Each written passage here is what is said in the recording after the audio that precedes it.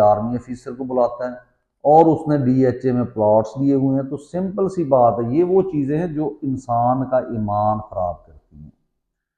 क्योंकि जब हम देखते हैं कि यार हमारे पास कुछ नहीं है, हम सच्चाई के साथ, वो शेर है ना कि वो झूठ का आसरा लेकर लोग क्या से क्या हुए और मैं बस सच बोलता रह गया। ये तो शायरों की बातें हैं, लेकिन असल हकीकत ये है कि अबू जर गफारी रजी अल्लाह तआला अन्हु को मदीना से निकाल दिया जाता है, लेकिन वो शख्स है कि जिनको नबी पाक ने हाथ खड़ा करके उनका हाथ पकड़ के कहा कि अगर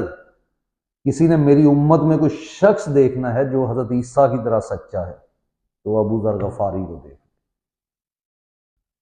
अगर ये